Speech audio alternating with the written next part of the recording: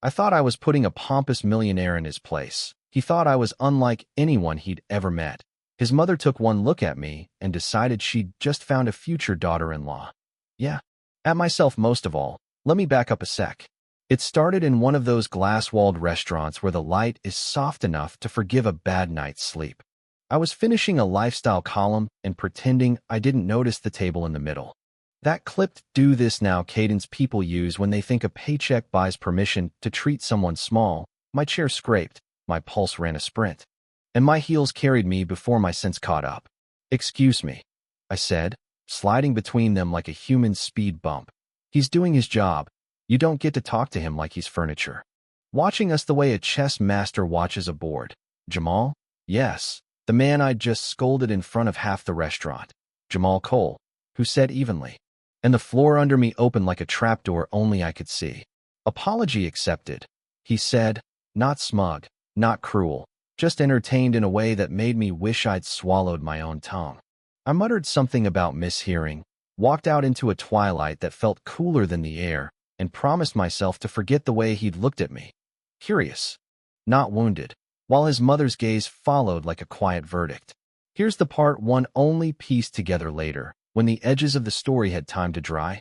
Maria Cole, yes, his mother, went home, opened an iPad, and read my byline at the City View Gazette. Then she called a friend on the board, then my editor, then a gala team, because some people don't leave love, or anything really, to chance. You know what I mean. 2 days later, my phone rang at my messy cubicle, sticky notes like confetti, cactus hanging on to life like it was a sport. "Ms. Rivera, this is Maria Cole." Warm voice, surgical precision. "We'd like you to cover the Children's Health Foundation Gala." And I thought, sure, an elephant's fly, but the invite was legit. The editor had already greenlit it. So I went. Because I'm a professional, and because curiosity is a drug I've never been good at quitting. The Grand Orchid's ballroom glowed like a chandelier had swallowed the city and decided to keep the shine. Donors, doctors, board members, gold on glass, champagne like laughter caught in a flute. And there he was, Jamal, tux fitted like it had opinions. Then tilted her head toward her son and sailed away like a ship that knew exactly where the tide was going. "We meet again," he said, and I said, "No shouting this time." And he said, "Don't tempt me." And we stood by the floor-to-ceiling windows where the city looked like a backup set of stars. I told him I'd write impact over glitz unless someone handed me a scandal. He promised to behave. But my feet apparently don't, so I let him take my hand, and we moved, easy, steady, the way you dance with someone you haven't earned yet but want to know, his palm warm at my back. My heart beat loud enough I hoped the band could cover it. And when I glanced up, but life doesn't care about choreography. Tuesday morning, my friend Nia called with the voice you use when a glass has just hit tile. Check the Metro Star front page, and there it was. Grainy photo from the gala, Jamal and me mid-turn, my head tipped, his hand at my waist. Headline asking if I was a social climber or a secret fiancé, subtext filthier than the headline. Rent-controlled apartment listed like a character flaw, my name treated like public property.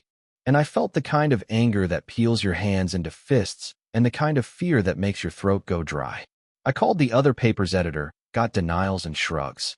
My own newsroom did that quiet pity pass-by that makes a person want to crawl under the desk and live there. And when Jamal called, I was ready to set the phone on fire. "Did you leak this?" I asked. He said he'd find out who did it. I told him not to fix me, to stay out of my way. Opal hired dog walkers. A former reporter named Kane who traced the leak not to his world but to mine. A gossip stringer with old ties to the Gazette and a hunger for clicks, Sophie Hale. And Jamal didn't sit on it. He went public, got a retraction online before I'd finished my second coffee the next day, named the source, called the insinuations false and unfounded. Then gave a business magazine interview where he said my work was careful and honest. The kind of defense that feels like a gift you don't know how to hold because your pride is still sore and also because you didn't ask for it. When I read the correction, my chest did this weird twist. Not relief. Not yet. More like the sound of brakes catching before the cliff. I walked Riverside Park at sunset and listened to the water slap the rocks and told myself I didn't owe him anything. That I could write the outreach piece clean and keep it moving. And I almost did. Not press, as a friend.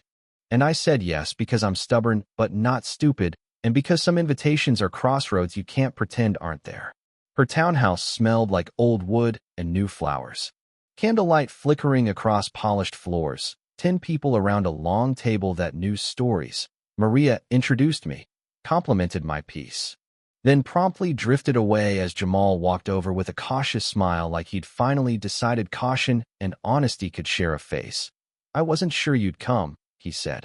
I wasn't sure I should, I said, and we stood in that little pocket of quiet that follows truth. I told him the worst thing about people with power is how easily they make problems vanish. How small it can make the rest of us feel. He said he knew that he moves through doors other people bang on for years, and he hates that as much as he benefits from it. That helping me wasn't about rescuing me. It was about telling the truth aloud where lies had already made a mess of my name. You're still infuriating, I said, because honesty is a muscle that gets stronger the more you use it. I can live with that, he said, and he reached for my hand in the kind of way that leaves room for a no, and I didn't say no. And later he walked me to the gate, where spring blossoms shook themselves loose above our heads like confetti that had missed its cue. The street was empty in that lovely way good neighborhoods get after 10, and I said, "You're still too used to getting your way." And he said, "You're still the only person who tells me that to my face." And then I kissed him first, because sometimes the only way to test a bridge is to step onto it. And it was warm and steady and not fireworks so much as a pilot light saying, "Hey, I'm here, keep cooking." We stood there a beat, forehead to forehead, like we were both listening for the same far-off train. He asked if we could get coffee next week, and I said only if I picked the place, and he laughed. The seating chart that put me under a chandelier and square in a camera's line of sight. The small dinner, intentionally not press, so I'd walk in as me and not my byline. Do we call that love or manipulation, protection or control? Is a nudge still a nudge when it reroutes two lives? And if the end is good, do we forgive the means? You tell me, because I can hold two truths at once. I can be the woman who stormed a table and got it wrong and still believes in standing up. And I can be the reporter who wants her name to mean work, not rumor. And I can be the person who kissed a man at a gate because the world finally felt quiet. I can also be the daughter of a community that knows how power bends a story and how press can break a person if you let it. And maybe that's why I'm telling you this the way I lived it. Fast and messy, angry and soft, proud and tired, hopeful in spite of the headlines. Because stories don't fix people, people fix people. And sometimes the best we can do is tell it straight and let the crowd decide what echoes. So here's where I leave you. City lights breathing in the distance. Night air smelling like rain in someone's garden. A mother upstairs who believes fate is a verb. A son learning the difference between solving and saving. And me at a gate with a choice to keep choosing. Coffee next week is not a promise of forever. It's a beginning you earn day by day. And maybe that's the most honest thing I can say tonight. Your turn. What do you make of this? Where's the line between help and control, between truth told and truth engineered? Was I right to call him out? Was he right to fight the press with his weight? When does protection become a kind of violence?